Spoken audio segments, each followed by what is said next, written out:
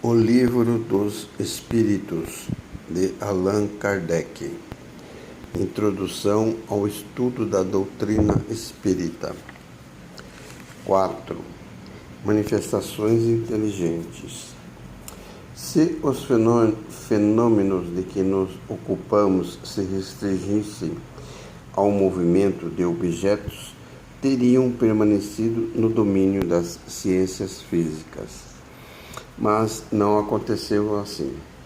Estavam destinados a nos colocar na pista dos fatos de uma ordem estranha. Acreditou-se haver descoberto, não sabemos por iniciativa de quem, que o impulso dado aos objetos não era somente o produto de uma força mecânica cega, mas que havia nesse movimento a intervenção de uma causa inteligente. Esta via, uma vez aberta, oferecia um campo inteiramente novo de observações. Era o véu que se levantava sobre muitos mistérios. Mas haverá realmente, nesse caso, uma potência inteligente? Essa é a questão. Se essa potência existe, o que é ela? Qual a sua natureza, a sua origem? É ela superior à humanidade? Tais são as outras questões que decorrem da primeira.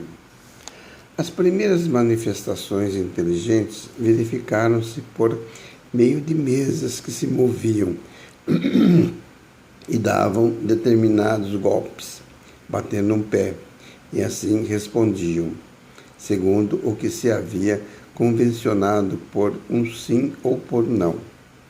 A questão proposta. Até aqui, nada de bastante convincente para os céticos, porque se poderia crer no efeito do acaso.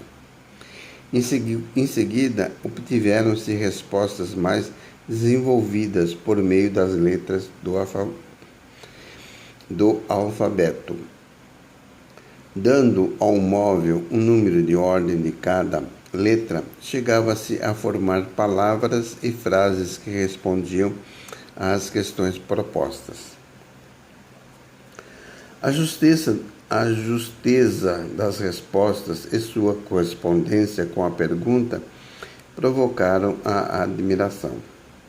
O ser misterioso, que assim respondia, interpelado sobre a sua natureza, declarou que era um espírito ou gênio, deu o seu nome e forneceu diversas informações a seu respeito. Esta é uma circunstância muito importante a notar.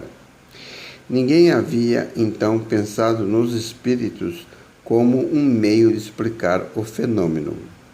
Foi o próprio fenômeno que revelou a palavra. Fazem-se hipóteses frequentemente nas ciências exatas para se conseguir uma base ao raciocínio. Mas, nesse caso, não foi o que se deu. Esse meio de correspondência era demorado e incômodo. O espírito, e esta é também uma circunstância digna de nota, indicou outro. Foi um desses seres invisíveis quem aconselhou a adaptar-se um lápis a uma cesta ou a outro objeto. A cesta, posta sobre uma folha de papel, é movimentada pela mesma potência oculta que faz girar as mesas. Mas, em lugar de um simples movimento regular, o lápis escreve por si mesmo, formando palavras, frases, discursos inteiros de muitas páginas, tratando das mais altas questões de filosofia, de moral, de metafísica, de psicologia, etc. E isso com tanta rapidez como se escrevesse à mão. Esse conselho foi dado simultaneamente na América, na França e em diversos países. Eis os termos em que foi dado em Paris a 10 de julho de 1853 a um dos mais fervorosos adeptos da doutrina, que há muitos anos, desde 1849, se ocupava com a evocação dos espíritos. Vá buscar no quarto ao lado a cestinha. Prenda nela um lápis, coloque-a sobre o papel e ponha-lhe os dedos na borda. Feito isso, depois de alguns instantes, a cesta se pôs em movimento e o lápis escreveu legivelmente esta frase: Isto que eu vos disse, proíbo-vos expressamente de dizer a alguém.